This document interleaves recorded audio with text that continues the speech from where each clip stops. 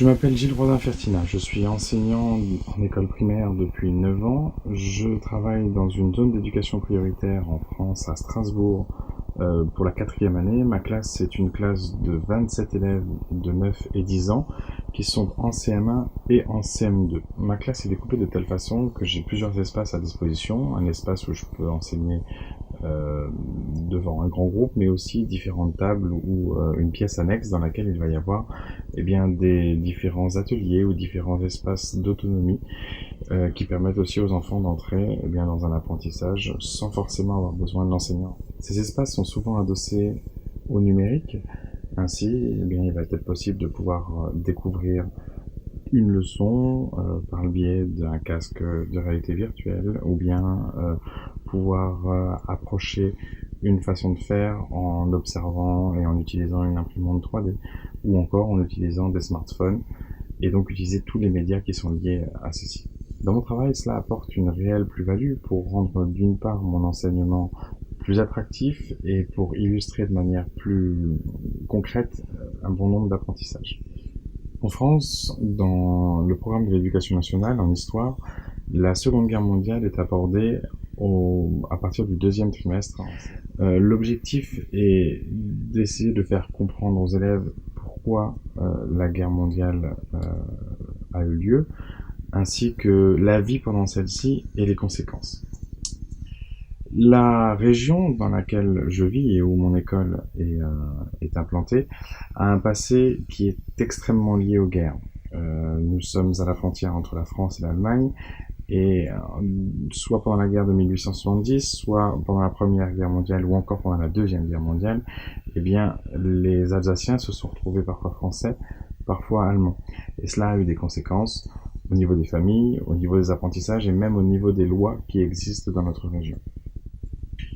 Le scénario pédagogique que j'ai conçu en histoire géo et donc adossé à Europeana a été celui autour de la découverte de la vie des habitants d'Alsace au fur et à mesure des périodes successives de guerre qu'il y a eu. On pouvait dire que les enfants qui naissaient pendant telle ou telle période n'avaient pas la même nationalité que leurs parents, n'avaient pas la même nationalité que leurs cousins, qui habitaient dans le village peut-être juste à côté, et en situation de guerre, on pouvait imaginer les problèmes qui pouvaient être rencontrés lorsque deux frères se retrouvaient à être ennemis juste pour une question de nationalité au moment de leur naissance. Pour faire comprendre ceci à mes élèves, nous avons déroulé la chose en plusieurs étapes. Il a été notamment question à l'origine de découvrir sur des anciennes cartes que nous trouvions sur Europeana les frontières de la France, les frontières avant et après chaque période de guerre. Suite à cela, dans l'idée de développer une empathie chez les élèves, nous avons tenté de découvrir des textes qui ont été écrits par des familles ou par des soldats, afin un petit peu de saisir quelles étaient les difficultés qu'il y avait lorsque l'on était enrôlé par exemple dans l'armée allemande et que l'on devait converser avec sa famille française ou l'inverse. Ces textes de cartes postales ont ensuite été transcrits par les élèves, puis ont ensuite été lus de manière à être enregistrés. L'objectif final a été de concevoir un grand poster dans lequel il pouvait y avoir on pouvait découvrir la vie des Alsaciens pendant ces 150 dernières années et surtout les relations qu'il y avait liées à leur nationalité.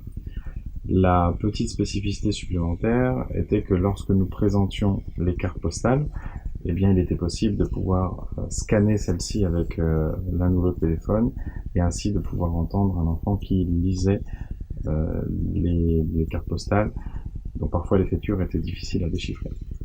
Une des difficultés que j'ai pu rencontrer lorsque j'ai vécu cette leçon avec mes élèves, et peut-être un conseil qu'il faudrait prévoir cela en amont, c'est que nous allons parler de 3 guerres successives, et donc il va y avoir un peu plus de 150 ans d'histoire sur le même sujet. Et je me suis retrouvé à être confronté à la difficulté suivante, à savoir Euh, euh, Pourquoi est-ce qu'il y avait cette guerre-là? Pourquoi est-ce qu'il y avait cette guerre-là? Pourquoi est-ce qu'il y avait cette troisième guerre? Est-ce que tout était lié? Est-ce que voilà, un certain nombre de questions qui ont fait que on a pris un peu plus de temps pour à chaque fois dire dans quel contexte on était euh, et les raisons pour lesquelles ces guerres-là existaient. Et que tout s'est pas passé tout de suite, qu'il y a eu à chaque fois une trentaine ou une cinquantaine d'années entre chaque période, donc plus d'une génération. Il fallait bien que les enfants saisissent que quand une guerre était vécue, eh bien la guerre d'après, c'était les petits-enfants qui la vivaient. Durant cette leçon, le travail de transcription des lettres a pris un peu plus de temps que prévu, mais s'est déroulé extrêmement facilement, ainsi que le travail d'enregistrement.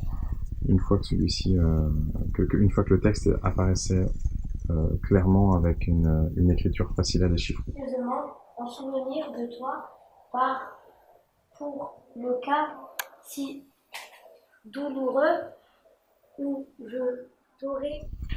Un des travaux qui a été un petit peu plus difficile à mettre en place a été le premier, celui où il s'agissait de découvrir les différentes cartes des différentes périodes étudiées et ensuite de pouvoir les retracer sur un fond de cartes vierge.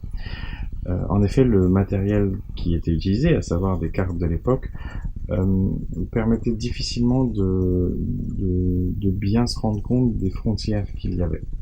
Nous avons aussi rencontré à un moment une difficulté via l'application qui permettait de pouvoir créer les filtres de réalité augmentée. En effet, celle-ci a changé de nom entre-temps et il a été un peu plus compliqué de pouvoir l'installer. Les enfants ont beaucoup travaillé en groupe lorsqu'il s'agissait d'effectuer les recherches sur Europeana, lorsqu'il s'agissait de transcrire les textes, lorsqu'il s'agissait aussi de prendre les différents rôles pour enregistrer et créer les calques qui permettaient la lecture augmentée.